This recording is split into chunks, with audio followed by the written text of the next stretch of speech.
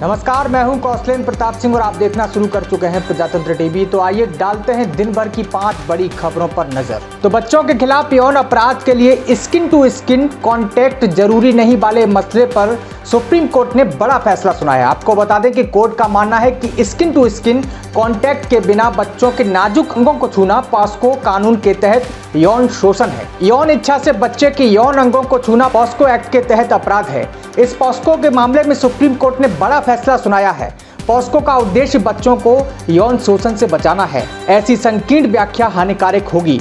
Supreme court ने Bombay high court के फैसले को रद्द कर दिया। मामले के आरोपी को 3 साल की सजा सुनाई गई है। दरअसल आपको बता दें, सुप्रीम कोर्ट ने स्किन टू स्किन कांटेक्ट के बिना पॉस्को एक्ट लागू होता है या नहीं, इस मसले पर फैसला सुनाया है। Justice Umesh Lalit, justice S Ravindra Bhatt और जस्टिस बेला एम त्रिवेदी की पीठ ने यह फैसला सुनाया है। सुप्रीम कोर्ट ने बॉम्बे हाई कोर्ट के फैसले को चुनौती देने वाली याचिका पर सभी पक्षों की दलील सुनने के बाद 30 सितंबर को अपना फैसला सुरक्षित रख लिया था।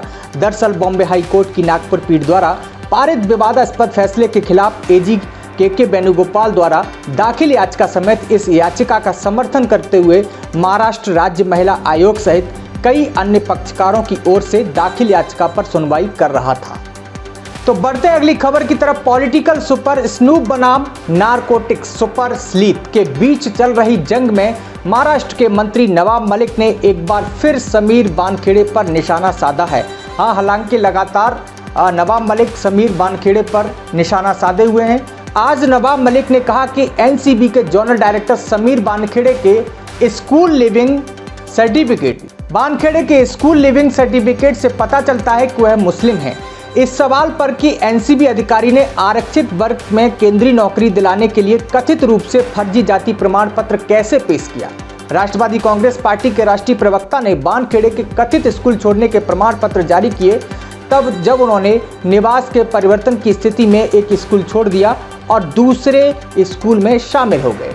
मलिक ने कहा, समीर दाऊद वानखेड़े इस तरह के फर्जी प्रमाण पत्र पेश कर रहे हैं। मैंने सभी दस्तावेज उच्च न्यायालय, मुंबई और महाराष्ट्र पुलिस प्रमुखों, विपक्षी भारतीय जनता पार्टी को सौंप दिए हैं और विस्तृत जांच की मांग की है।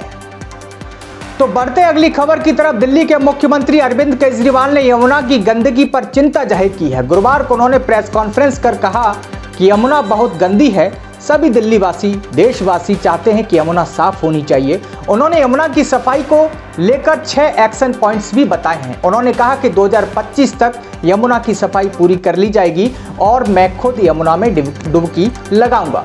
उन्होंने कहा कि यमुना नदी की सफाई का काम युद्ध स्तर पर किया जा रहा है। दिल्ली सरकार ने इसके लिए 6 कार्रवाई सूत्र तैयार किए हैं।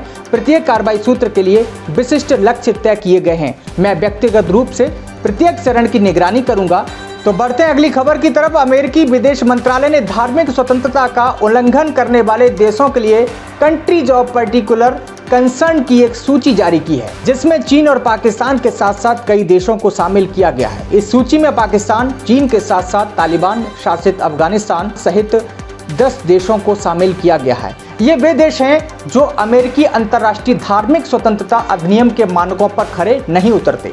अमेरिका हर साल ऐसे देशों व संगठनों की सूची जारी करता है। अमेरिकी विदेश मंत्रालय ने धार्मिक स्वतंत्रता के उल्लंघन को लेकर जो नवीनतम सूची जारी की है, उसमें अल्जीरिया, कोमोरस, क्यूबा सहित तमाम देश शामिल हैं। तो ऐसे ही देश दुनिया की तमाम बड़ी खबरों को जानने के लिए देखते रहिए प्रजातंत्र टीवी। नमस्कार।